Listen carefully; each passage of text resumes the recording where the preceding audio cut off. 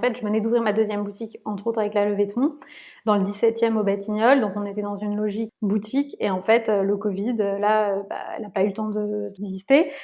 Et donc, là, on s'arrête et on se dit, il faut qu'on soit beaucoup plus présent en ligne. Donc, tout évolue assez vite. On avait quand même les bases d'un Shopify et qu'il fallait donc mettre en place vraiment les shootings photos qui vont avec, les fiches produits qui vont avec, beaucoup plus désirables et beaucoup plus faciles à acheter en ligne. Alors que à cette époque, je faisais vraiment que du tailleur. Donc, c'était compliqué de vendre des tailleurs en ligne. Mais par chance, je venais de changer d'atelier, beaucoup plus généraliste, qui travaillait avec pas mal d'influenceuses sur des marques. Donc, ils faisaient des robes, plein des blouses, des chemises. C'était quand même beaucoup plus gros. Donc, j'avais la structure pile au moment où je pouvais me développer en ligne. Donc, j'ai commencé à faire des collections beaucoup plus larges. Il s'avère que c'est là où je me suis un peu perdue en route parce que j'ai commencé à élargir, on a vendu. Mais comme au moment vraiment de sortie de confinement, plus personne n'a voulu de tailleur pendant 1 an et demi. Donc, moi, j'ai proposé une gamme de vêtements. Donc, je suis allée jusqu'à faire des maillots de bain, pour te dire.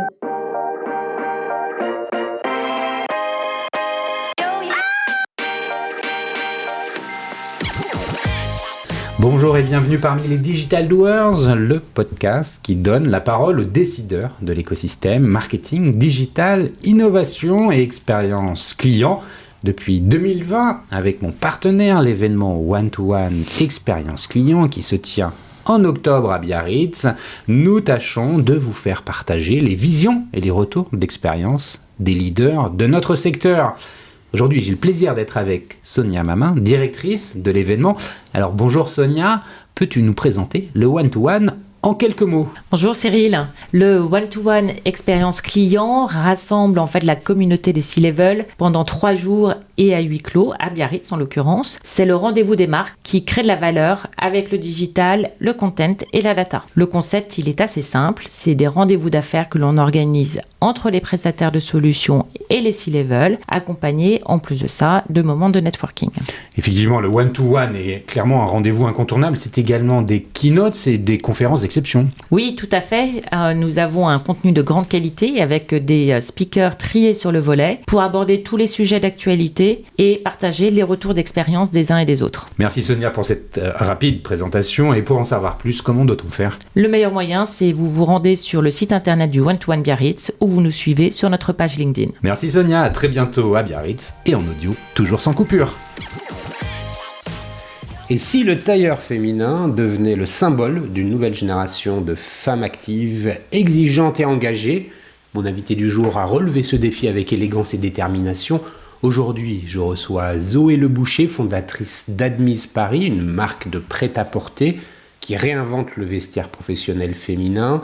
Créée en 2014, Admise s'adresse à toutes celles qui veulent s'habiller avec style, sans renoncer au confort ni à leurs valeurs.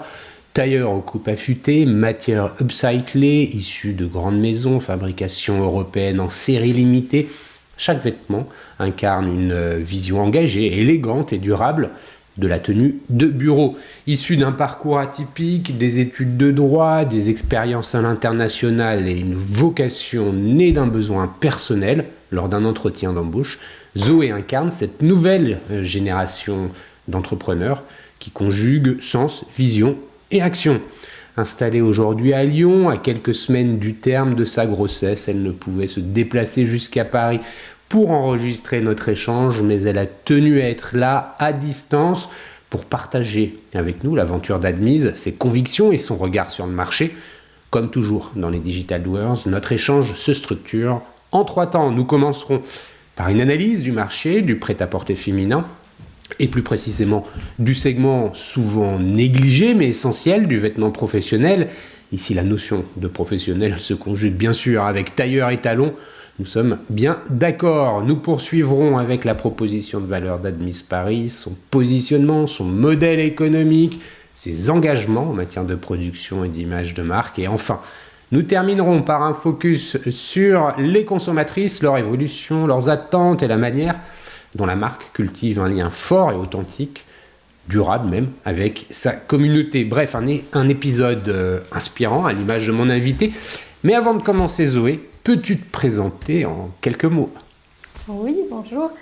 Je fais une petite précision par rapport à ton introduction. C'est que j'ai commencé vraiment avec des tissus de grande maison que j'utilisais en fin de série. Et je continue encore sur certaines collections de capsules. Mais aujourd'hui, comme la marque a grandi et qu'il y a des tailleurs qui sont nos essentiels, donc vraiment qui sont continués toute l'année, j'ai évidemment des tissus aussi continués. Donc, petite précision pour être vraiment exact sur le produit. Merci Zoé, t'as eu raison. Bon alors, t'as quoi comme profil? Je l'ai un petit peu dit dans l'introduction, des études de droit. Bon, vas-y, allez, je te laisse la parole. Comment te présentes-tu? Oui, alors moi je suis donc parisienne à la base, donc je suis née dans le 14e arrondissement de Paris et j'ai fait toute ma scolarité à Paris. Et après le bac, petite précision, j'ai 2 parents avocats, mais ça joue quand même dans le choix de mes études. Je me suis donc inscrite à la fac de droit à la Sorbonne et parce que j'avais en fait j'ai une vraie patte et passion pour l'artistique, mais dans la tête de mes parents, c'était pas des études assez sérieuses.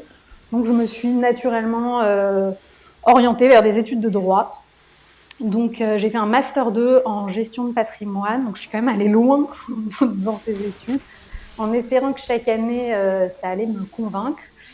Et ça n'a pas été le cas. Et donc, c'est justement grâce à ces études que m'est venue l'idée de fonder la marque Admins Paris. Parce que, en fait, en dernière année de droit, j'ai eu des premiers oraux entretiens à passer. Et je me suis rendu compte qu'en tant que femme, quand on cherchait une tenue professionnelle, corporate pour aller travailler. Ah ouais, c'est le bon mot, corporate. Je le cherchais. C'est le bon mot parce que tenue professionnelle, on peut penser aussi au bleu de travail, aux chaussures de sécurité. Et ouais, la tenue corporate. Je pense que tu as le bon mot. C'est vrai qu'il est un peu plus désirable aussi, peut-être. Mais voilà, donc dans ce monde-là, j'avais jamais, moi, ressenti en tout cas une différence homme-femme. J'ai eu cette chance avant, en fait, de me retrouver dans le milieu, confrontée au milieu professionnel. Un milieu exigeant et de représentation aussi, comme le milieu juridique, entre autres. Et donc voilà, donc je ne trouvais. Et là, je vois mes camarades hommes qui avaient tous un costume et allaient très facilement, directement dans des magasins spécialisés où ils avaient de quoi s'habiller. Et nous, les femmes, on était complètement perdues parce qu'il fallait aller un peu par-ci, un peu par-là, mais il n'y avait pas une boutique où se rendre en fait pour s'habiller, pour aller travailler. Mais alors parce que les femmes, elles étaient quand même déjà habillées, mais c'était compliqué. C'est quoi? C'est un tailleur, c'est jupe chemisier. Parce qu'on a souvent l'impression que pour les femmes, il y a plus de choix que pour les hommes quelque part. Mais peut-être, est-ce que c'est ça qui qui rend la chose plus simple pour les hommes? C'est que tu ne te poses pas de questions. Voilà, d'une tenue corporate, c'est un costard. C'est ça, et on peut le voir d'ailleurs souvent les hommes on parle d'un milieu professionnel spécifique. Évidemment, il y a des milieux professionnels, on peut aller en jean basket, mais là je parle vraiment de ces milieux corporate. En fait, les hommes forment comme une équipe parce qu'ils ont tous la même tenue, uniforme. Ils sont tous derrière le même drapeau quelque part, oui, voilà, ils forment une équipe. Et nous, les femmes, en fait, comme on n'a pas cet uniforme, on est dépareillés. Et même ça, je trouve que ça donne directement un sentiment où les hommes font corps et les femmes sont un peu parsemées. Et j'avais fait un post sur LinkedIn assez intéressant où on voyait un gouvernement mixte, mais en fait les hommes étaient tous habillés pareil, soit bleu marine, soit noir en costume cravate, et les femmes parsemées. Déjà il y en avait évidemment 5 pour 15 hommes, mais elles étaient une en rose, une en bleu, enfin elles faisaient pas corps, elles étaient comme des taches en fait au milieu.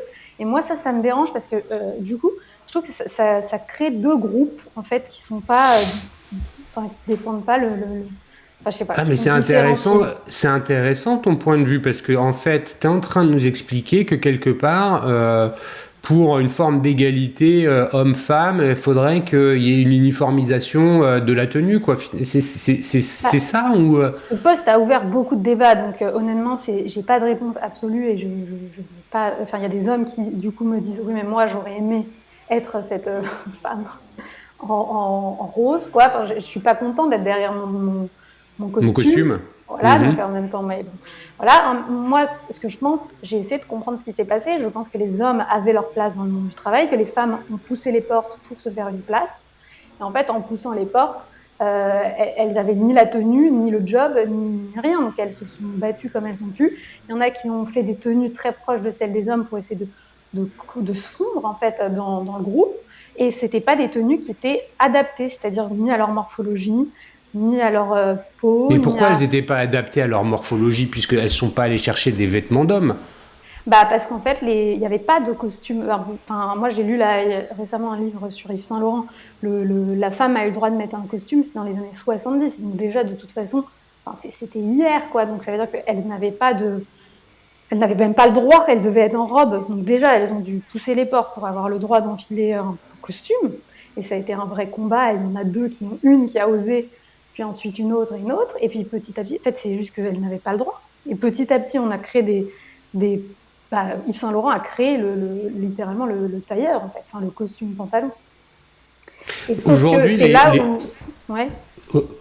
Ouais, aujourd'hui en 2025, enfin 2020, mais enfin dans les années 2000, 2020, hein, les femmes, pour elles, tu sens qu'en fait, ce sujet vestimentaire est un sujet de préoccupation, voire un problème. Ah oui, beaucoup.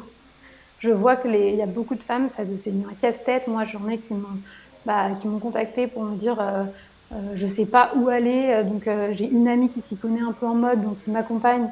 Et là, il me fallait 3 tenues, par exemple, parce que avant, j'avais moins de responsabilités dans mon travail, donc j'avais moins besoin d'avoir une tenue de représentation. Mais aujourd'hui, je ne sais pas où aller. Il y en a, moi, ce que j'ai remarqué, mais là, on rentre peut-être plus dans le marché, je ne sais pas, mais ce que j'ai vraiment remarqué, c'est qu'il y a un... Non, mais en fait, on est en train de définir le problème. Mais tu as raison, on va revenir sur le marché un peu après. Donc, le problème que tu identifies lors de ces entretiens, c'est justement que c'est pas facile de s'habiller. Les tenues corporate, elles sont pas évidentes. Et tu viens de le décrire assez justement. Tu as fait un Master 2 en gestion de patrimoine. Tu as dû travailler en banque, arriver en banque. Là, du coup, comment là, tu as eu le déclic, en fait, tu as compris le truc. Ouais. Mais comment, en fait, tu bascules? Parce que tu as une sensibilité artistique et passer du droit, la gestion de patrimoine à la création de vêtements, tu conviendras que c'est pas forcément évident.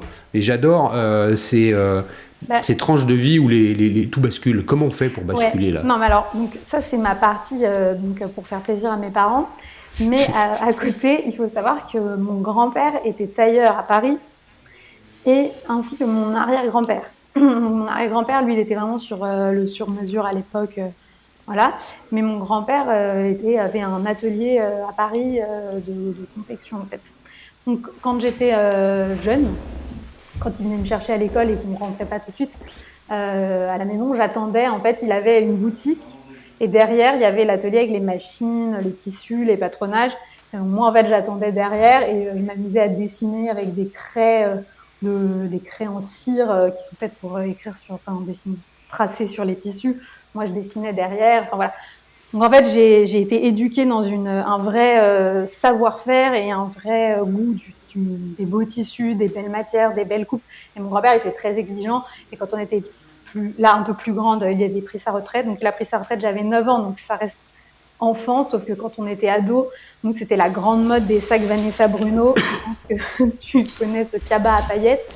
Et avec mon grand-père, on allait au marché Saint-Pierre acheter des tissus, et des rouleaux de sequins et on reproduisait, on faisait notre petite contrefaçon locale. Non, mais on reproduisait en fait les cabas ensemble et il avait une exigence, les coutures... c'était bien droit, quoi. Et en fait, tout ça, je pense que ça a été, c'est inné. Enfin, je sais pas si inné est le mot, mais en tout cas, c'est hérité. C'est ça. T'as hérité. Ouais, mais tu dois forcément avoir une sensibilité à la chose. T'es à l'aise avec le design, et le dessin, tu dois savoir dessiner. Oui, c'est ton grand-père qui te l'a appris un peu ou non, mon grand-père était vraiment sur le modèle. Lui, il était en modélisme, coupe, couture. Donc voilà, cette partie d'après le dessin. Après un dessin, justement, il disait qu'il n'avait pas du tout cette fibre stylistique. Moi, depuis toujours, j'ai été passionnée. Alors, ma mère avait cette passion aussi pour la mode. Donc, par exemple, nous, quand il y avait le JT, j'ai l'impression d'être une vieille, mais un peu. Mais quand au JT, il y avait à la fin 1 minute de défilé haute couture. Je ne sais pas si tu vois cette période. Maintenant, on a tout sur Internet, mais voilà. Et tout le monde devait se taire. C'était la minute vraiment... importante du moment, quoi. Donc j'ai grandi aussi avec des magazines de mode partout. Enfin, voilà, c'était cette sensibilité. Ah oui, tu avais un environnement inspirant quand même. Exactement. Et ma mère est très artiste aussi. Elle a fait toutes sortes de peintures. Moi, enfant, j'ai fait beaucoup de poterie.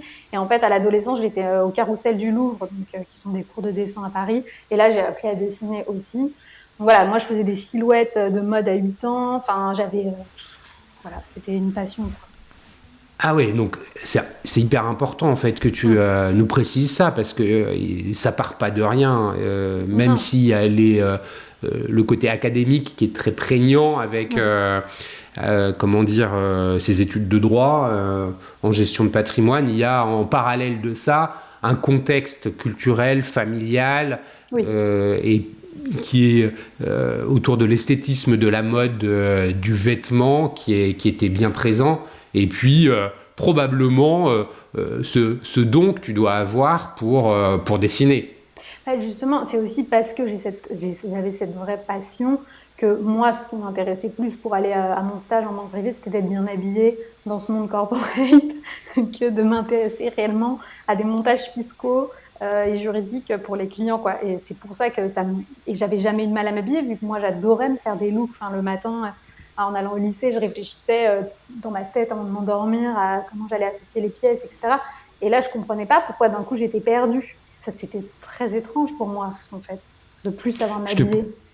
Je te pose juste une question avant qu'elle m'échappe, pour rebondir sur ce que tu viens de dire. Les femmes, en t'entendant parler tout à l'heure, tu disais oui, par rapport aux hommes, il y a le groupe homme, le groupe femme, et le groupe femme est hétérogène avec des tenues différentes entre les femmes. Est-ce que les femmes aussi, elles cherchent pas à s'habiller par rapport aux autres femmes, plus que les hommes en fait? Alors moi, je me suis demandé si elles ne cherchaient pas, en tout cas, comme elles avaient du mal à trouver leur place dans ce monde où il y a 80% d'hommes, c'était pas plutôt pour se différencier, pour exister. En fait, moi, je me demandais si c'était pas plutôt ça, cette manière de mettre de la couleur. Et les femmes entre elles, elles regardent beaucoup les tenues des autres femmes. Oui, les femmes entre elles. Alors ça, c'est vraiment... Et c'est marrant que tu me parles de ça parce que j'ai passé le week-end avec ma mère et je me disais que heureusement, les générations avaient évolué parce que je pense qu'on a mis beaucoup les femmes en concurrence à leur époque, de nos grands-mères, nos mères, etc. Ça a continué, même nous, notre génération, on est encore un peu là-dedans. Mais je trouve que les jeunes générations, j'ai l'impression quand même, prennent confiance en elles, savent qu'elles existent pour leur talent, pour leur savoir, pour leurs compétences. Et elles ont plus confiance en elles et donc elles sont beaucoup plus soudées les unes aux autres. Et j'ai l'impression qu'on va vraiment vers du mieux, on se regarde moins, enfin voilà, il y a une solidarité plus grande, mais avant la concurrence était peut-être tellement rude entre les femmes, parce qu'il y avait 3 postes pour 3 femmes sur 50, peut-être qu'en effet, c'est aussi pour ça qu'elles étaient mises en concurrence, pas parce qu'elles le voulaient, mais parce que la société leur imposait. Enfin, je pense qu'il y a quelque chose comme ça. Et aujourd'hui, comme on voit qu'on peut prendre notre place, j'ai l'impression qu'on n'est plus soudées les unes aux autres. Enfin, moi, en tout cas, j'essaie. Enfin, moi, Mais c'est intéressant que tu nous partages ce point de vue. On a une petite différence d'âge, hein, Zoé. Oui. Donc, c'est bien que tu puisses nous partager ce point de vue. Alors, avant qu'on revienne sur le marché, tu as identifié ce problème, comme je le disais. Comment tu passes de j'arrête ma carrière en banque ou en gestion de patrimoine et puis je me lance je lance ma boîte en fait dans la confection. Ouais. Donc ce qui se passe, c'est que je fais ce stage qui ne m'épanouit pas du tout. Et là, donc on est en quelle année? Pardon, là, je te coupe. Ouais, 2013, je pense. 2012 peut-être. Là, je prends conscience donc de ce problème vraiment de tenue. J'avais déjà pris conscience dans les entretiens, etc. Mais là, ça devient quotidien. C'est plus juste pour un entretien, bon, il faut un tailleur et puis on le remet plus jamais. C'est tous les jours, je vais au boulot, je veux rentrer chez moi. C'était à Opéra en plus, donc c'était pas non plus en fond. Voilà, c'était tout central. Je rentre chez moi, je change ma tenue. Ça m'amuse, je fais une coupe. Je peux pas m'empêcher de faire la coupure. Je vais te dire pourquoi. En banque privée à l'Opéra, moi j'y ai passé 10 ans en banque privée à l'Opéra, chez BNP Paribas. Voilà, je crois que C'était à la Société Générale, moi. C'était à la Société Générale, dans l'agence qui est derrière l'Opéra, c'est ça, la grosse agence. Voilà. Avec des. Je crois. Ok, voilà, parenthèse fermée. C'est un point qui nous rapproche. Vas-y. Et en fait, je voulais rentrer chez moi et me changer pour retrouver les copains qui avaient tous des stages un peu partout, justement dans la même zone. Et là, je me suis dit vraiment, il y a un problème. Et donc, j'ai dit, il faut créer une marque de tailleurs pour femmes. C'est pas normal que les hommes aient leur boutique et pas nous. Et donc, j'ai cherché pour une autre formation parce que le droit, c'est assez fermé comme milieu. Et je ne me voyais pas monter une entreprise avec juste des bases de droit. Et donc, par hasard, il s'avère qu'à l'ESCP, qui est une école de commerce, donc, le programme Grande École ouvrait la chaire entrepreneuriat, donc le master 2 d'entrepreneuriat à des profils extérieurs, parce qu'ils considéraient qu'on ne pouvait pas que être un profil prépa master en entrepreneuriat. Il fallait ouvrir les esprits. Et donc, j'ai postulé avec mon idée d'admise à ce programme et j'ai été admise. Et donc, voilà, j'ai fait cette formation. Et là, ça m'a ouvert le champ des possibles. Enfin, en fait, déjà, je me suis dit, on peut s'amuser pendant ses études, c'est incroyable.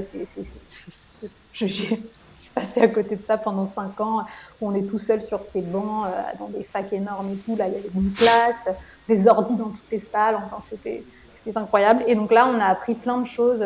Ça m'a vraiment ouvert l'esprit sur l'entrepreneuriat. J'ai terminé cette formation avec toujours mon envie de monter admise, mais toujours un peu la peur de me lancer. Et j'ai eu l'opportunité de partir faire un stage à New York chez Cartier. Donc là, je me suis dit, attends, tente encore autre chose que du droit dans la partie commerciale. Donc j'étais en wholesale. Donc voilà, très, très différent. New York, je me suis dit, voilà, peut-être que c'est le droit qui ne te plaisait pas, mais tu n'es pas non plus prête à monter une entreprise. J'ai adoré New York. Ça m'a... Pareil, New York, c'est une ville qui te donne l'impression que tout est possible. Donc forcément, ça m'a... j'ai rêvé là-bas. C'était un booster. Booster. Et par contre, Cartier, l'entreprise comme ça n'était toujours pas faite pour moi, manque de créativité en fait. Je trouvais que tout était gravé dans le marbre, quoi. La boîte était rouge, c'était une panthère et c'était ça et puis rien d'autre, quoi. Pour moi, ça manquait de créativité. Donc en rentrant en France, là, je me suis dit, bon, t'as un bon CV, il y a un moment, essaye et puis au pire, tu trouveras. Parce que j'avais passé quelques entretiens, j'ai été reçue à tous les entretiens. J'allais aux entretiens en faisant la gueule. À un moment, je me suis dit, bon, essaye, et puis t'es jeune, au pire, dans 2 ans, tu trouveras un boulot. Et donc, c'est là où tu vas monter admise dès le départ. Et on va y revenir tout à l'heure sur la proposition de valeur. Oui. On repartira de la création de la boîte. Merci pour cette présentation. Et je pense que tu as réussi à vachement bien te présenter qui tu es, ta personnalité. Ça éclaire vachement bien, ça va très bien éclairer la suite de notre conversation. Merci Zoé pour ça. Et pareil pour le marché, tu as commencé à l'évoquer un peu. Est-ce que tu peux prendre un peu de hauteur, nous recontextualiser un peu ce marché, comme l'offre, la demande, on l'a un peu senti au travers de tes propos, et l'évolution à la fois de l'offre et de la demande, et dans la demande des consommatrices, et puis il y a aussi des éléments de concurrence. C'est un marché, la mode, qui est sous tension, parce que entre les sujets de prix, les consommateurs arbitrent, et ils arbitrent soit en ne dépensant pas, soit en dépensant d'occasion, soit en dépensant en ultra fast fashion ou fast fashion.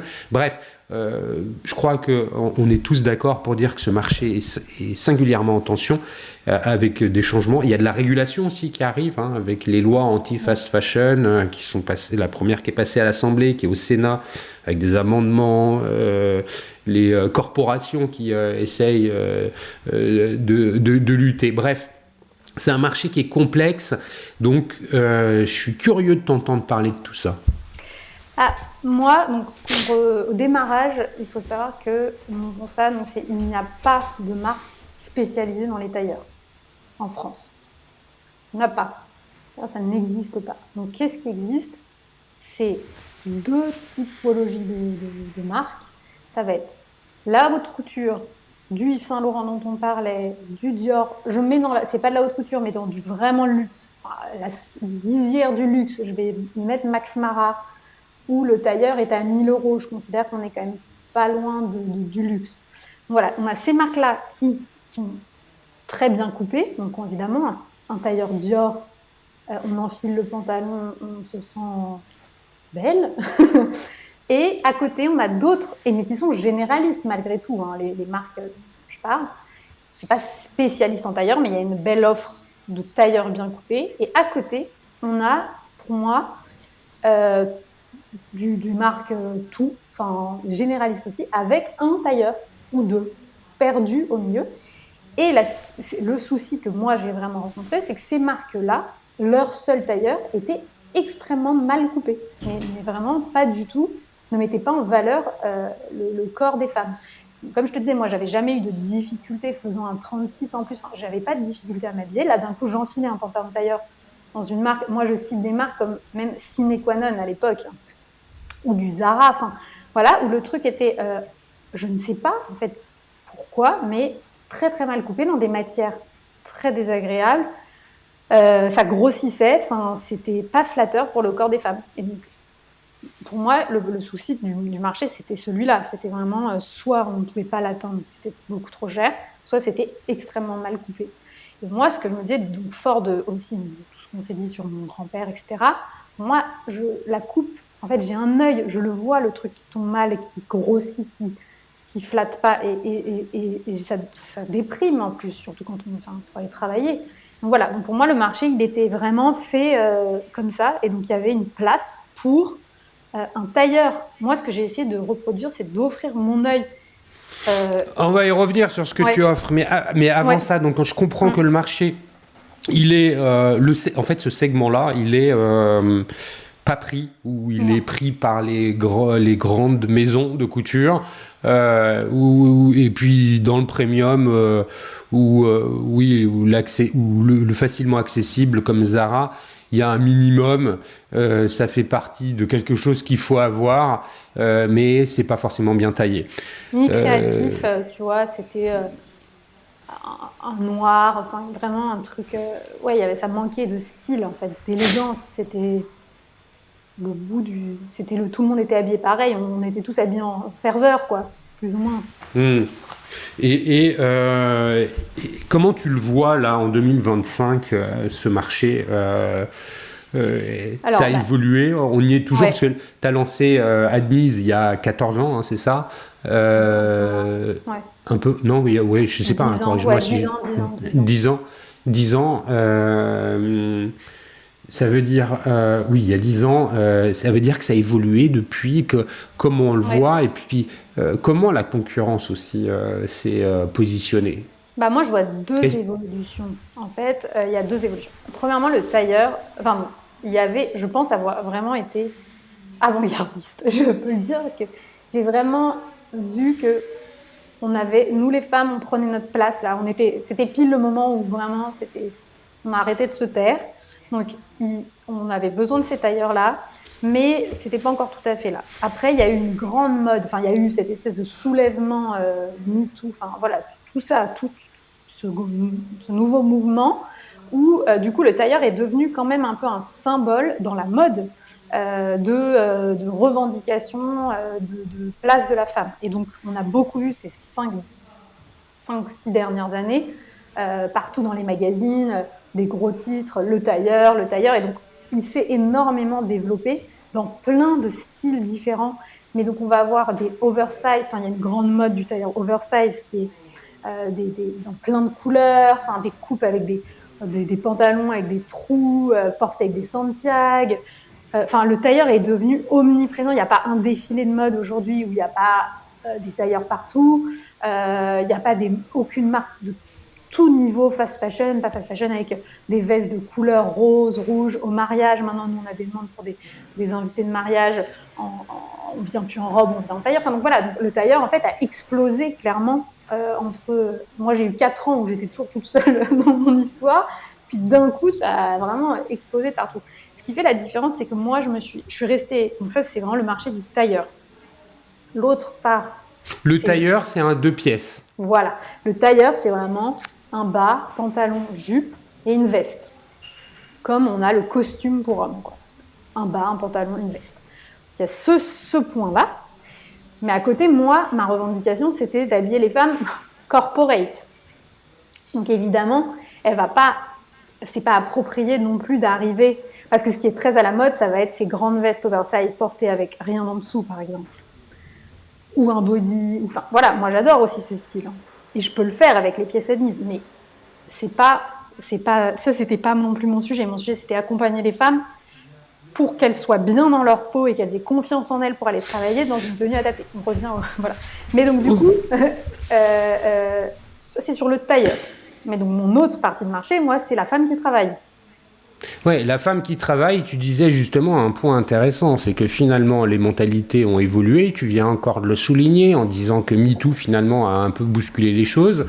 Et qu'aujourd'hui, la femme, elle se sent confiante dans le milieu professionnel, moins à se comparer à un groupe d'hommes ou à un autre, ou à son propre groupe de femmes, si tant est qu'il faille les distinguer en deux groupes. Ou à se soumettre au groupe d'hommes et à s'imposer comme elle est, en fait. Je pense qu'elle est en train de prendre cette place-là.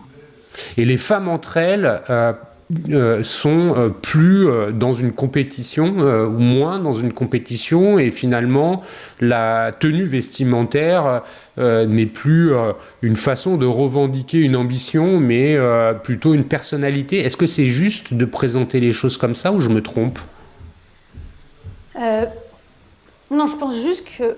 je pense que le tailleur leur a pris cette place, un peu comme, sans le vouloir, Clara Luciani a sorti La Grenade et c'est devenu une chanson hymne vraiment pour toute une génération de femmes de laisse-moi être qui je veux et prendre ma place. Là, je pense que le tailleur, je sais pas si c'était une volonté, c'est juste que c'est une tenue en tout cas, ouais, qui est très puissante dans l'idée de prendre sa place. Après, je sais pas si...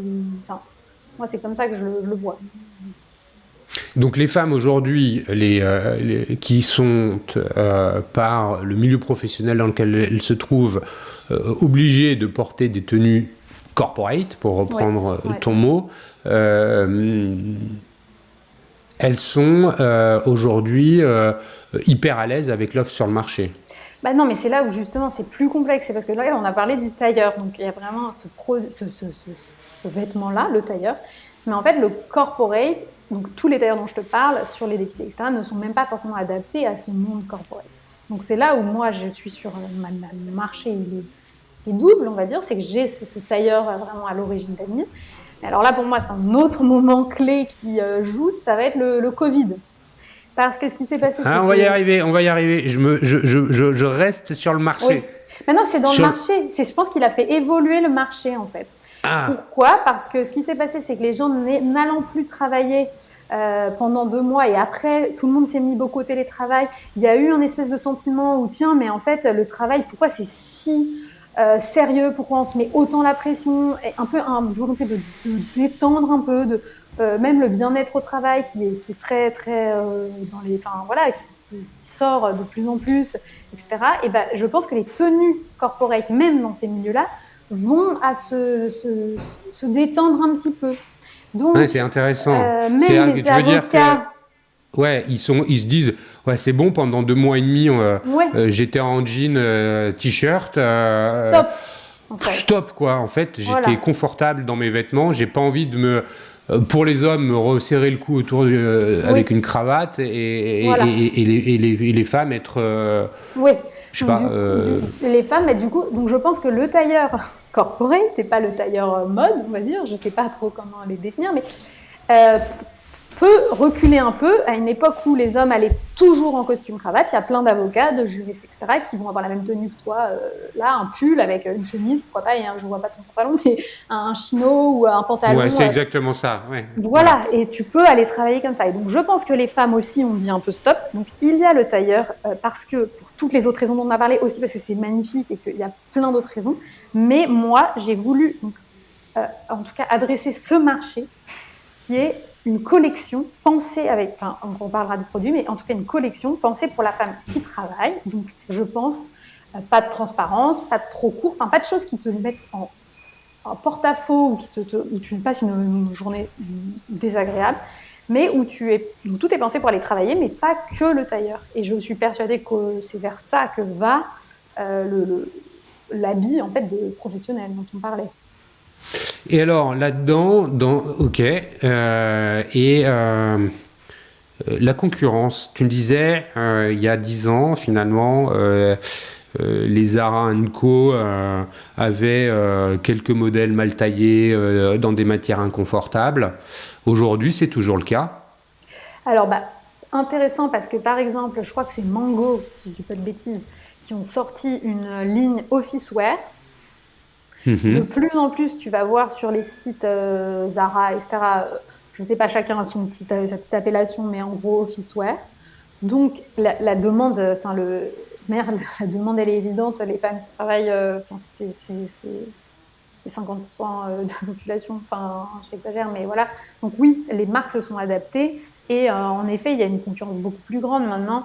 Ce qui, je pense, me différencie, c'est la coupe. Parce que malgré tout, tu vas chez Zara, Mango, t'essayes le truc et c'est toujours mal coupé. Et même, je pourrais citer d'autres marques plus premium dans l'esprit des gens où ils n'arrivent pas à sortir un pantalon bien coupé. Et nous, notre force, c'est un pantalon, et j'en ai pas qu'un, justement, plusieurs coupes bien coupées. On va y revenir.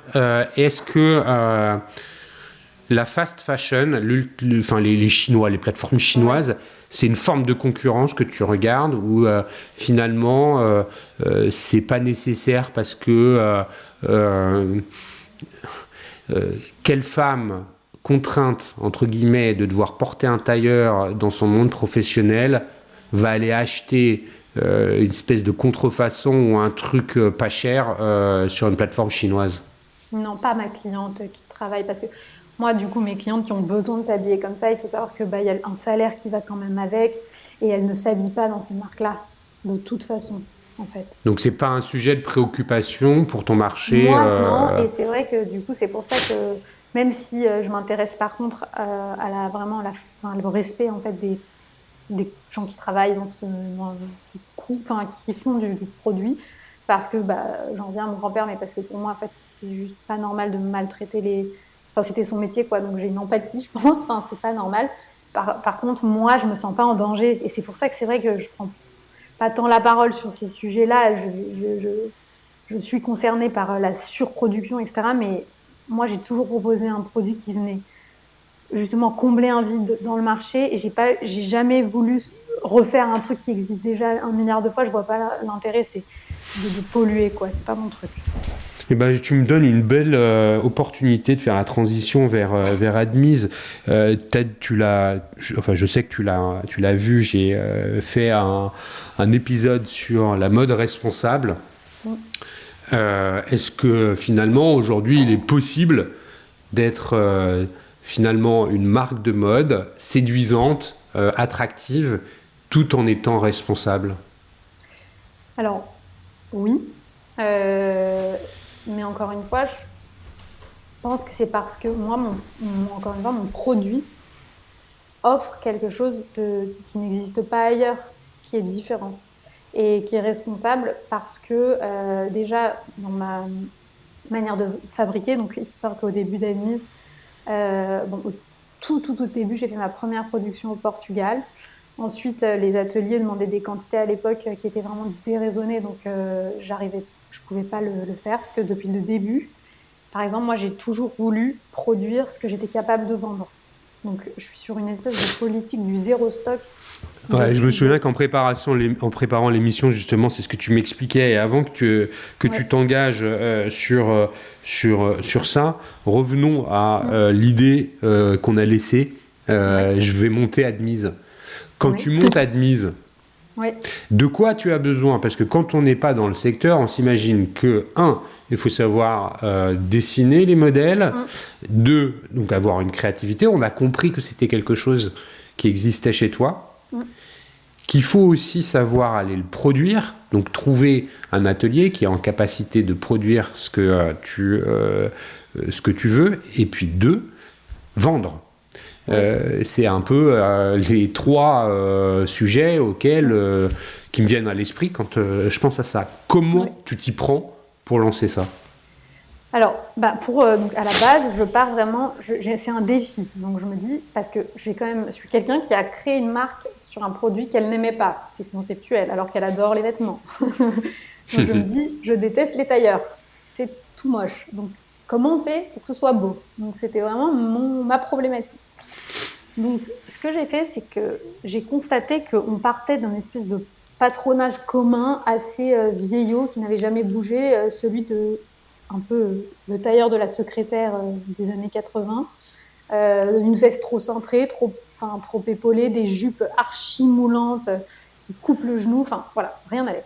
Donc je suis partie des pièces que j'aimais, parce que j'avais des vestes que j'aimais, mais qui n'étaient pas un tailleur en fait. J'avais des pantalons que j'aimais, mais qui n'étaient pas un tailleur.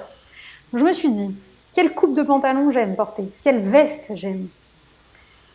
Je vais donc partir de modèles que j'aime et les mettre dans des tissus pareils en haut et en bas. Ça fera un tailleur en fait. Et ce sera cool. Donc j'ai complètement cassé les codes. Là, tu ne peux pas voir, mais voilà, le premier tailleur que j'ai fait, c'est une jupe un peu patineuse. Enfin, ce n'est pas du tout les coupes qu'on avait l'habitude de voir. Mais le fait d'avoir la veste et la jupe ou le pantalon dans le même tissu, on était face à un tailleur. Donc ce que j'ai fait, c'est que j'ai fait un modèle de jupe, un modèle de pantalon, 2 modèles de veste.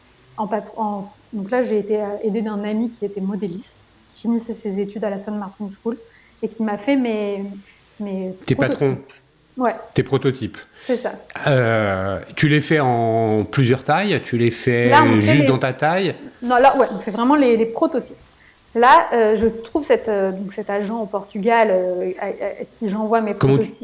Comment tu fais pour le trouver? Et ben ça, bouche à oreille. Je me renseigne autour de moi, et puis j'ai mon beau-frère qui, lui, avait monté à l'époque une marque de chaussettes, qui avait déjà fait tout ce travail auprès des ateliers au Portugal et qui me donne le contact de cette personne.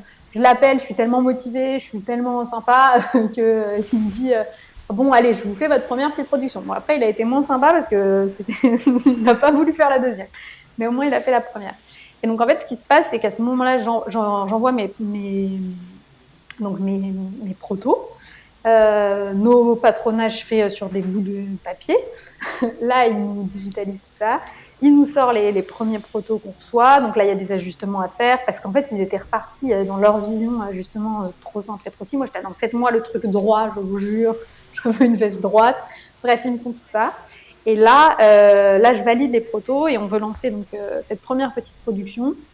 Et donc, ce qui s'est passé, c'est que justement, je suis partie avec mon grand-père à l'époque, qui avait, là il est décédé, mais il avait peut-être, je sais pas, 84 ans. Il est venu avec moi à Porto et en fait, on est allé voir tous les fournisseurs de tissus. Et, il a dû adorer faire ça. Il a dû être hyper enchanté de voir sa petite fille faire ça, non? Bah surtout qu'il était retraité depuis 15 ans. Enfin, je sais même pas. Donc ça, et lui, il dit oh non, j'y connais plus rien. Non, mais pas du tout. Enfin, évidemment. Alors, il était enchanté, pas enchanté. Au début, à venir au Portugal avec moi, il était enchanté.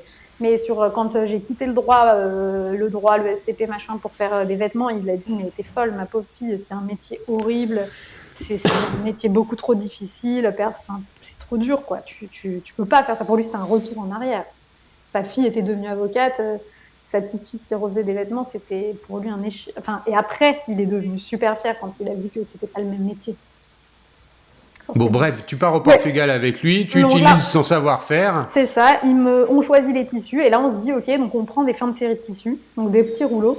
Ça me permet d'avoir beaucoup de diversité de couleurs, de tissus, de tailleurs. Donc en fait, j'ai peu de modèles, mais plein de couleurs. Et là, pour les vendre, je suis pas du tout digitale à cette période, vraiment, mais alors pas du tout. Et donc, c'était la grande période des pop-up stores.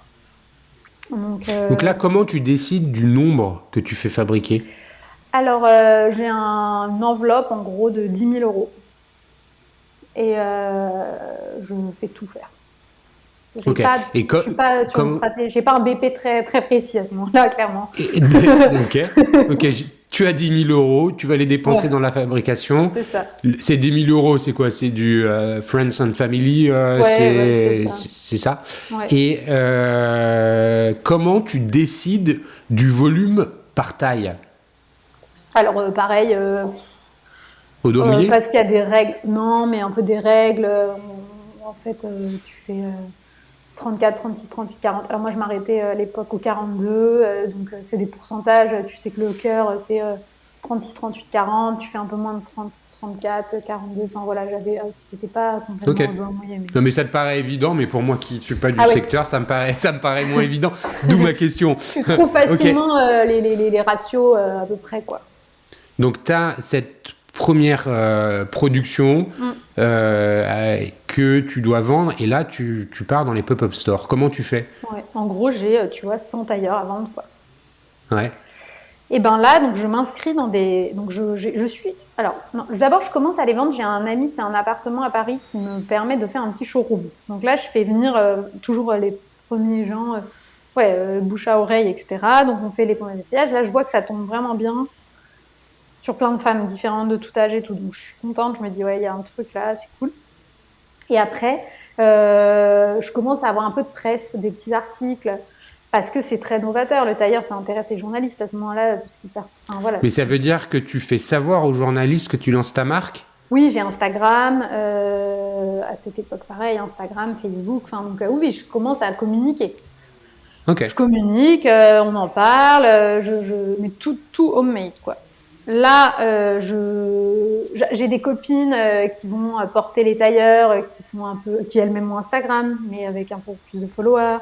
Qui sont voilà, en fait je fais jouer le réseau des copines parisiennes qui vont peut-être être actrices ou chanteuses. Enfin, en fait assez vite j'arrive quand même à... Mais comment tu as ce réseau-là? Ça c'est un réseau parce que quand on est né, enfin c'est parce qu'à Paris il y a beaucoup de... En fait c'est mes copines, enfin c'est des gens que je connais depuis que je suis enfant, quoi. C'est le cercle de Paris on a tous grandi ensemble et on va tous vers différents secteurs, mais potentiellement, c'est vrai que c'est un réseau. En fait, tu as capitalisé sur le réseau que tu avais pour pouvoir faire grandir ta marque. C'est ça, vraiment. Et obtenir une notoriété. Ouais. Pour le pop-up store, comment tu le trouves? Comment on fait pour ouvrir un pop-up store? Comment on décide? À cette époque, je suis contactée, c'est des pop-up stores multimarques. Donc, c'est pas moi qui ouvre mon pop-up. Je loue rien, on me fait prendre un stand, c'est vraiment les marchés, quoi. Il y a ça s'appelait je crois que c'était la boutique éphémère ou quelque chose comme ça. Elle me contacte parce qu'elle m'a vue dans Insta. Enfin voilà, elle cherche toujours des nouveaux participants. Je dis ok, je négocie à chaque fois mon stand et tout. Donc tu payes, je sais plus, peut-être 300 € ton week-end. Et là, j'installais vraiment mes portants, mes tailleurs, et avec une petite déco. Et j'ai commencé à vendre comme ça. Et c'est vrai que très vite, alors que je vendais un produit cher, parce qu'il faut savoir qu'on est à côté de petites marques de bijoux, de marques de cartes postales, et il y a des bonnets, quoi. Enfin, il y a un peu tout. Et moi, mon tailleur, c'était quand même particulier comme produit, et ça marchait bien. Et au point que mes voisins toujours me disaient, mais Agnès, ça va marcher, c'est sûr. Et vraiment, je me disais, mais ok, peut-être. Enfin, voilà. Et comme ça a marché, je suis devenue un peu obsédée. Donc là, faut que je vende mes tailleurs. Donc je cherchais sur Internet pop-up store, machin, j'en faisais un tous les week-ends, partout en France. J'ai fait Marseille, j'ai fait Roubaix, Lille. Comment tu as... Donc, tu as réussi à écouler cette première centaine de tailleurs. Comment tu as fixé le prix? C'était je m'étais un peu basée sur, pareil, les règles du secteur. Donc, les règles, on disait il faut faire en gros 2,5, quoi. J'avais appliqué ça. Ce qui positionne ton peu produit en fait, dans... c'était... c'est quoi la gamme de prix au lancement? J'ai jamais beaucoup bougé mes prix, donc franchement... Donc c'est quoi? Vas-y. C'était à peu près à l'époque... J'ai un peu augmenté, j'aurais aimé... J'aimerais pouvoir être un peu moins cher, mais je peux pas, en fait. Mais c'était à l'époque peut-être 400 € le tailleur. C'était ça. Ok. 150 € le pantalon et 250 € la veste. D'accord. Tu fais cette première production d'une centaine. Bon, et qu'est-ce qui se passe par la suite? Et ben là, du coup, donc ça se vend et tout, ça continue. Et là, je me dis, il faut que je reproduise. Donc je pars avec... ce monsieur veut plus faire pour moi, il me répond pas. Je me dis, mais c'est la catastrophe. Enfin, là, j'ai plus rien. Donc je cherche une solution de repli. Je cherche. Et là, je trouve quelqu'un que j'appelle, qui est dans le sud de la France, qui fabrique, mais qui me dit qu'en fait, à Paris... il faut lui envoyer les tissus, etc. Bref, et là, il me donne un contact à Paris de quelqu'un qui vend des tissus. J'arrive dans cet endroit où c'était un atelier de fabrication, de confection. Mais là, je reconnais, c'était chez mon... Franchement, c'était vraiment comme chez mon grand-père. Et là, je monte et il me fait descendre dans une cave où il y a des tissus. Mais dans ma tête, je suis là, mais attends, là, c'est un atelier de fabrication ici, ce n'est pas juste un vendeur de tissus. Donc, on descend. Là, il y a des super beaux tissus pareils, des fins de série, des chutes de magnifiques tissus et tout. Donc là, je fais toute ma sélection. Je remonte et je dis, mais... vous fabriquez là, il y a une table de coupe, enfin, toutes ces machines. Il me dit, ah oui, je fabrique et tout ça. Donc, je lui dis, mais c'est combien, enfin, je peux faire là mes tailleurs. Il me dit oui et tout. Et donc là, du coup, j'ai décidé de... Enfin, c'est comme ça que j'ai continué à Paris, en fait. Et t'étais dans le Sentier ou pas? Non, c'était dans le 10e. Bon, pas loin. Ok. Dans le 10e. Et là, lui, donc on a travaillé ensemble pendant quand même de nombreuses années. Et là, il était capable de te faire... Mais il était capable de te faire des séries adaptées à à toi, en fait. Pas trop gros, pas trop grosse, et gérer la croissance. Exactement. Et c'est ça qui m'a permis à moi, parce que j'ai vu sur les pop-up stores des marques qualitatives. Je pense à une marque de pull qui était franchement super jolie. La fille, elle était partie au Portugal fabriquer. Elle s'est fait avoir, enfin, genre, c'est 200 pièces par modèle à la couleur. Elle s'est retrouvée avec 1000 pulls. Elle est personne. Enfin, elle est pas personne, mais c'est le début. Bah, elle a coulé parce qu'en fait, c'est juste impossible. Et moi, j'avais trop ce côté... Enfin, je me disais, mais non. Donc oui, j'ai jamais cédé à des quantités que je ne pourrais pas vendre et qui allaient me faire couler et puis qui étaient du gâchis quelque part. Donc, il a accepté mes quantités. Par contre, j'ai payé cher. J'ai pas bien gagné ma vie. J'ai pas fait des bonnes marges. Comment tu as fait pour accélérer les ventes? Quand est-ce que le digital arrive? Est-ce que tu es vendu en corner Là, dans des magasins? Alors, il y a plusieurs étapes, mais j'ai eu une boutique. Donc, pareil, on m'a prêté une boutique à Paris. Donc, ça, c'est une chance incroyable. Pendant 1 an, rue de Turenne, pile au moment où j'en avais vraiment marre de faire les pop-up stores, les marchés et tout. Donc, je m'installe. Donc là, ça me permet de continuer à vendre avec un point physique. Je suis toujours pas du tout digital. Et ce qui se passe, c'est que je rencontre un business angel qui a investi dans des grosses marques comme Make My Lemonade, No Underwear, La Maison Plisson, Horace Cosmétiques, enfin voilà. Et on parle et il décide de me... Il voit que je vends malgré mon truc très, très, on va dire... petit format, et il me coach. Donc on se voit à 7h du mat, une fois par semaine, et il me dit ce que je dois. Il me dit, bah, si tu fais ça, j'investirai en gros. Et moi, j'ai suivi, comme la bonne élève en droit, toutes les étapes. Donc tout j'ai fait avec en gros, j'ai fait un prêt d'honneur, donc j'ai fait tout un dossier pour avoir une commission. Donc là, on m'a donné, j'ai eu un prêt d'honneur, ensuite adossé avec un emprunt bancaire que j'ai pris. Ça m'a permis de prendre ma boutique en propre que j'ai encore aujourd'hui, etc., etc. Et là, il a investi de l'argent. À ce moment-là, il a dit OK, donc elle est capable de débloquer les choses. Et du coup, là, il a mis une somme plus conséquente, quoi. Là, on est en 2018. En 2018, est vendu en magasin, ça croît, arrive 2020, le Covid, tu as commencé à le dire tout à l'heure, ça a été un game changer. Ouais. Dans un sens, dans un autre. En fait, pour la mode, ça a été compliqué ce moment-là. Ouais. Les magasins non essentiels étaient fermés, j'imagine que le tien l'était. Oui. Je venais d'ouvrir ma deuxième boutique. Ouais. Et donc c'est ce qui t'a forcé à avancer sur le digital? Exactement. Et en fait, je venais d'ouvrir ma deuxième boutique, entre autres avec la levée de fonds, dans le 17e au Batignolles. Donc, on était dans une logique, boutique. Et en fait, le Covid, là, elle n'a pas eu le temps d'exister. Et donc, exactement, là, on s'arrête et on se dit, il faut qu'on soit beaucoup plus présent en ligne. Donc, tout évolue assez vite. On avait quand même les bases d'un Shopify, etc. Mais il fallait donc mettre en place vraiment les shootings photos qui vont avec, les fiches produits qui vont avec, beaucoup plus désirables et beaucoup plus faciles à acheter en ligne. Alors qu'à cette époque, je faisais vraiment que du tailleur. Donc, c'était compliqué de vendre des tailleurs en ligne. Donc, j'avais cette problématique. Mais par chance, je venais de changer d'atelier. Donc, mon petit atelier qui était assez homemade, qui ne me convenait plus. Je venais de changer d'atelier, un autre atelier à Paris, mais là, beaucoup plus généraliste, qui travaillait avec pas mal d'influenceuses sur des marques. Donc, ils faisaient des robes, des blouses, des chemises. C'était quand même beaucoup plus gros. Donc, j'avais la structure pile au moment où je pouvais me développer en ligne. Donc, j'ai commencé à faire des collections beaucoup plus larges. Il s'avère que c'est là où je me suis un peu perdue en route parce que j'ai commencé à élargir, on a vendu. Mais au moment vraiment de sortie de confinement, plus personne n'a voulu de tailleur pendant, je dirais, 1 an et demi. Et donc, moi, j'ai proposé une gamme de vêtements. Donc, je suis allée jusqu'à faire des maillots de bain, pour te dire. Ça me rappelle une histoire. Continue, je vais te dire après. Donc tu élargis ton catalogue à autre chose. Les maillots de bain, il y avait quoi entre le maillot de bain et le tailleur? Je sais pas, des combinaisons, des robes. Mais c'était joli parce que j'ai du goût. Enfin, c'est pas... Voilà, c'était joli. Et moi, j'ai une âme et vraiment un goût pour la mode. Donc, mes looks, ils étaient beaux. Ma collection, elle était belle. Et donc, je les ai vendus.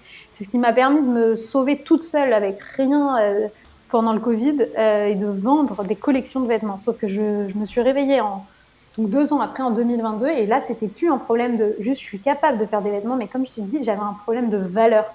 Et là, vraiment, j'ai dit, mais qu'est-ce que tu fais? Enfin, l'âme, tout ce qui m'anime d'accompagner les femmes, de les aider, de tout ce qu'on s'est dit, je l'avais perdu parce que leur proposer une énième robe, un truc, j'étais là, mais qu'est-ce que je raconte en fait? C'est quoi, Admise? Pourquoi pourquoi t'es là? Et donc là, j'ai pause, on va se recentrer. Mais ça a été un travail là, depuis 2022, si tu veux, je suis revenue à ma raison d'être en fait. Mais j'ai eu toute cette phase un peu perdue. Et tu sais, je t'invite à écouter l'épisode que j'ai enregistré avec Alexandra Tilgest qui a monté Anja, les maillots de bain Anja. Ouais, très bien, ouais. Elle a raconté exactement la même histoire. C'est-à-dire que, mais exactement, elle s'est élargie, elle s'est perdue et elle est revenue sur ses essentiels, les maillots de bain. Voilà, ouais, mais c'est ça parce qu'en fait, c'était une période anormale, le Covid. Oui, anormale. Du coup, aujourd'hui, tu es recentré sur les tailleurs. Quels sont les projets de développement? Comment la marque continue d'exister? Comment tu l'as fait connaître encore davantage? Et puis, je crois savoir que tu t'es un peu diversifié vers du B2B. Est-ce que tu peux nous en dire un peu plus? Alors, d'abord, comment tu l'as fait grandir en général, la marque? Donc quand même, ça nous a fait ce boost Internet, donc on a pris les codes, etc. Donc aujourd'hui, il faut savoir que 60% est vendu en ligne, donc ce qui est quand même une belle perf pour des tailleurs et donc des pièces compliquées et chères. Donc la vente en ligne, donc ça, je l'ai développé donc, en améliorant, comme je t'ai dit, mes shootings photos, mes fiches produits, en faisant de l'acquisition digitale, même si sur Meta, même si on sait que ça a augmenté, etc. Là, donc ça c'est vraiment pour la commercialisation. Tu veux ça aujourd'hui ou ce que j'imagine pour la suite? Aujourd'hui où tu en es, en fait, comment tu as fait pour en arriver là où... En fait, si je te pose la question, c'est parce que tu m'as expliqué comment quand on a préparé l'enregistrement, que tu avais habillé des gens un peu connus qui finalement sont des égéries de marque en quelque sorte. C'est ça. Donc en fait, pour moi, la femme admise, elle est vraiment donc une femme qui a de l'ambition et qui n'a pas peur de le reconnaître. Et c'est vrai que j'ai su fédérer vraiment une communauté de femmes puissantes. Et en fait, j'ai créé un réseau de femmes. Je m'en suis rendu compte aussi grâce à LinkedIn un jour. À ce moment de repositionnement, si tu veux, je suis allée sur LinkedIn. J'ai pris les 300 dernières commandes Shopify. Et je suis allée à la main regarder sur LinkedIn, tu vois, parce que moi j'étais très Instagram, etc. Vu que j'étais une marque de mode, j'étais beaucoup plus dans ces réseaux-là. Et je vois les posts de mes clientes, je vois qu'elles sont toutes sur LinkedIn et même pas sur Instagram. Et là, je me dis, mais en fait, t'as créé Enfin, c'est que des dirigeantes. Enfin, c'est incroyable, tu vois. Et ça, j'en avais même pas vraiment conscience, tellement j'étais... je te dis, il y a eu tout ce moment. Et c'est vrai que j'ai habillé, par exemple, Valérie Pécresse pour la campagne présidentielle. Donc, elle était en admise. Là, dans la dernière saison de 10%, j'ai habillé Camille Cotin, donc, qui représente une agent. Elle est habillée en admise pour représenter cet agent d'artiste. Là, je vais habiller Isabelle Iturburu qui présente le JT de TF1 qui reprend le relais cet été. Enfin, j'ai vraiment voilà, ces femmes qui sont... En fait, c'est là où je suis le plus fière, c'est que naturellement, elles viennent à moi en fait. Donc ça veut dire que mon message et ce que je leur propose, ça les représente réellement. Elles sont cette femme d'aujourd'hui qui veut être bien habillée, confortable, stylée, mais pro. Et en fait, ça, c'est pas que je fais rien, c'est que je passe le bon message et je propose surtout le bon produit. Et je pense que c'est vraiment très important de proposer le bon produit, encore une fois, et que les gens ne sont pas... On peut raconter ce qu'on veut, raconter toutes les belles histoires, si derrière, il n'y a pas le vêtement qui est là, et ben, les gens ne sont pas bêtes, ça ne marche pas. T'as le bon produit, tu réponds à un besoin de marché, le market fit. Hein. Je pense qu'effectivement, ce que tu nous décris est là. Et justement, tu veux aller plus loin aussi dans le marché des uniformes. On en a pas, finalement, oui. on a parlé des uniformes comme le costard pour hommes, qui est quelque part un uniforme. Mais là, c'est quelque chose de plus traditionnel dans la définition d'uniforme. Tu peux nous en dire un peu plus ? Oui, bah en fait, j'ai été approchée assez tôt, même avant le Covid, par plusieurs demandes de grosses entreprises françaises, parce que en fait, elles étaient face à une problématique qui est que les salariées femmes n'étaient pas satisfaites des tenues qu'on leur imposait pour aller travailler, parce qu'elles étaient elles aussi restées bloquées avec cette fameuse jupe moulante et désagréable. Alors attends, là on est d'accord que quand on parle d'imposer, c'est une chaîne de magasins qui habille ses vendeurs ou ses vendeuses avec des vêtements imposés. C'est ça ? C'est assez large. On va avoir, en effet, ça peut être, mais ça peut être aussi. Moi, j'ai eu un laboratoire d'acide hyaluronique qui avait un salon en Suisse. Et en fait, c'est des commerciales de l'entreprise. Enfin, il y avait aussi bien la directrice marketing que des commerciales sur le salon. Et en fait, elles voulaient créer une identité visuelle autour de leur stand. Et donc, toutes ces femmes devaient être habillées de manière élégante et cohérente. Et cohérente. Et en fait, l'offre uniforme qu'on peut trouver dans des vieilles boutiques d'uniformes, les filles qui ont 30 ans et qui sont au marketing, elles n'ont aucune envie de porter ça, quoi. Donc elles vont chercher ailleurs. Et c'est là où je me suis rendu compte que... Et donc je les ai toutes habillées en grand tailleur, aux couleurs de leur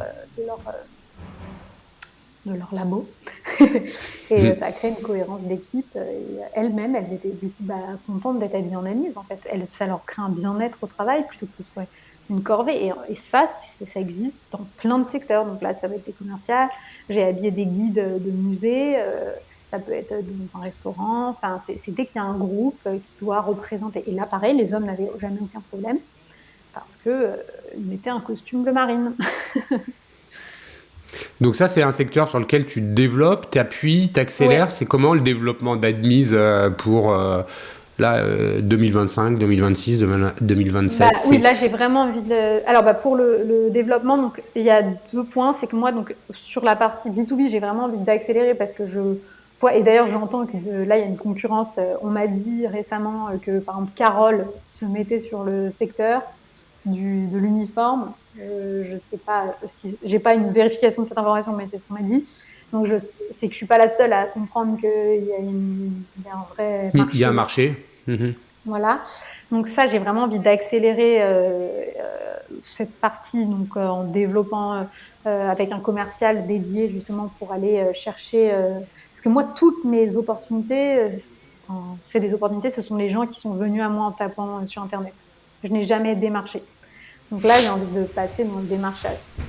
D'accord. Donc ça, c'est pour la partie uniforme. Et pour le B2C, de plus en plus, j'ai envie de développer aussi la partie wholesale parce que je suis restée assez avec mon cercle, tout ce réseau qui se bouche à oreille, etc. Mais en fait, je pense qu'il y a plein de belles boutiques quand même qui pourraient proposer une sélection de tailleurs admises en France et pas que. Et ça, je l'ai jamais non plus développé. Donc, en fait, j'ai beaucoup de possibilités à faire parce que pour l'instant, j'ai été très. Les gens sont beaucoup venus à moi, je dois dire, et j'ai eu cette chance. Et je découvre aussi avec l'évolution du marché, de la concurrence, etc., que il faut aussi que moi j'aille vers les gens. Enfin, je sais pas si tu vois ce que je veux dire. Mais... Faut que tu sois proactif et que tu ailles chercher le marché. C'est ça. Écoute, merci pour cette histoire d'Admise. Et Admise, comme je disais en introduction, c'est aussi une communauté de consommatrices. Évidemment, tu n'as jamais arrêté d'en parler là tout au long de notre échange. Oui. Mais j'aimerais que tu nous fasses justement un focus. J'ai compris que tu avais, entre guillemets, malgré toi, fédérer un groupe de femmes influentes autour de ta marque de façon un peu plus concrète. Comment tu animes ces communautés? Il y a LinkedIn avec un contenu sur LinkedIn, Insta. Est-ce que tu centralises des actions de communication? Tu les organises? Comment tu fais pour les retenir autour de cette marque, des valeurs que tu véhicules au travers de la marque? Depuis le jour 1, depuis que j'ai ma boutique, si tu veux, j'organise en boutique par exemple des talks. Donc j'ai fait venir des femmes qui étaient inspirantes pour animer un talk sur des thèmes toujours autour de la confiance en soi, toujours qui venaient compléter la tenue, parce que j'ai vite compris que oui, si on était bien habillé, on gagnait en confiance, mais ça suffisait pas. Et c'est aussi du coup un discours, c'est plein de prises de conscience sur plein de sujets différents. Donc j'ai fait ces talks en boutique qui faisaient venir mes clientes. Ensuite, j'ai aussi fait des masterclass, c'était le samedi matin. Donc sur des thèmes, par exemple, j'avais fait un thème, c'était apprendre à poser ses limites, donc avec un coach. Donc tout ça offert aux clientes. À côté, c'est un événement que j'ai créé il y a quelques années et qui tient et qui est plein en 1 heure quand on le met en ligne. Ça s'appelle Portrait Pro. En fait, j'offre aux clientes une photo d'elles professionnelle avec un photographe à la boutique Admise en tailleur pour leur LinkedIn, leur CV, etc. Mais ça, tu le fais toujours? Ça, je le fais toujours. Et ce qui est incroyable, c'est super. Je trouve que c'est une super idée. Ouais, et ce qui est fou, c'est que le premier portrait pro que j'ai fait, il faut savoir que c'était en 2019. Donc avant le Covid. Après, j'avais arrêté du fait de tout ce qu'on s'est raconté. Et j'ai repris, là, quand j'ai pu reprendre, justement, quand je me suis recentrée. Et c'est incroyable parce qu'on met la newsletter part, en 1 heure, les places de la journée sont bookées, quoi. Et c'est un cadeau qu'on fait aux clientes. Donc ça leur permet de venir, on leur fait un look, vraiment, on choisit avec elles le tailleur. Et ensuite, elles font, donc il y a un photographe professionnel avec tout le set. Elles font leurs photos. Et c'est vrai que moi qui ai fait tellement de shooting photo et qui ai un œil, c'est des photos où elles sont stylées, quoi. Elles sont magnifiées, ouais. Voilà, mais elles sont pro. Et donc, ça permet de ramener aussi des clientes en boutique, puis de créer cet affect, parce que derrière, la photo, elles la voient quand même tous les jours sur leur LinkedIn, elles pensent à moi, elles pensent à lui. Là, on a créé aussi des Zoom cafés, donc c'est 1 demi-heure le matin, donc avec des intervenantes sur des thèmes, beaucoup aussi de la confiance en soi, de la prise de pouvoir des femmes en entreprise. Donc là, on envoie le lien. La dernière fois, on était quand même 45 à 9h pendant 1 demi-heure à apprendre plein de petites astuces. Là, j'en refais un le 3 juin. Donc voilà, c'est tout ça, mais parce que ça me passionne en fait. Moi, j'adore la psychologie. Je suis persuadée qu'avec de la réflexion, on peut vraiment se débarrasser de plein de blocages, etc. Donc, je lis des choses qui m'intéressent moi, finalement, et qui vont intéresser mes clientes. Et donc, oui, il y a le vêtement, mais c'est un tout. Et donc, en effet, là, j'ai pris conscience de mon réseau parce que j'ai travaillé avec beaucoup de réseaux de femmes. Donc, avec les Comètes, par exemple, qui est un réseau de C-level de femmes qui marche très bien, avec un autre qui s'appelle Club de Pouvoir. En fait, en les voyant, je me disais, mais c'est fou, toi, tu as ton réseau de femmes, toi aussi, tu as le réseau Admise à toi et tu l'exploites comme ça, mais en fait, je pourrais faire un événement à Paris beaucoup plus gros où on se rencontre. Enfin, j'aimerais qu'elles se rencontrent parce qu'elles peuvent s'entraider. Et ça, je suis pas encore allée aussi loin. Mais c'est incroyable déjà tout ce que tu as fait. Je trouve que c'est le contenu que tu produis autour de la marque est hyper cohérent, puissant. Je trouve que finalement, tu es légitime à prendre la parole sur les sujets que tu animes au travers des talks, au travers des petits-déj, au travers du contenu que tu partages autour de la marque. Vraiment, je te félicite parce que je trouve que c'est pas souvent qu'on voit autant de cohérence. Et je te le disais avant qu'on enregistre, au travers des 230 épisodes que j'ai enregistrés depuis que le podcast existe, ce qui est donc presque 250 heures de conversation avec des entrepreneurs, des cadres dirigeants. Il y a une conviction qui s'est forgée en moi, c'est que les entreprises qui fonctionnent et qui réussissent, alors il y a différents modèles, mais il y en a un, je pense qu'il est assez juste, c'est celles qui ont le market fit, c'est-à-dire le bon produit. Avant tout, il y a le produit. Et je crois que, et c'est ton cas, il y a le produit. Et puis le produit, il faut bien le vendre. Et donc ce sont aussi ces marques qui ont développé la communauté, qui ont travaillé le contenu autour de la marque, qui donnent envie, qui séduisent et qui fédèrent une communauté. Et le lien entre les deux, c'est le troisième pilier, c'est celui du contrôle de gestion. Et tu as commencé à l'évoquer. Justement, le contrôle des coûts, les opérations, comment ça fonctionne. Au travers du contrôle de gestion pour ne pas se perdre dans finalement des coûts un peu exorbitants. De shooting ou moi, d'autres. J'ai vite compris que chiffre d'affaires, c'était pas le sujet. En fait, le plus important, c'était la rentabilité et justement de bien gérer, parce qu'en fait, c'est bien beau de faire du chiffre d'affaires si on dépense 20 000 euros dans un shooting et plus, ça marche pas. C'est ça, et tu vois, et ton cas illustre finalement le constat que j'ai porté sur ce triptyque autour du produit, de la communauté et le contrôle de gestion, le contrôle des opérations entre les deux. Il y a, et je sais que tu l'as écouté, une histoire qui le révèle à une échelle différente.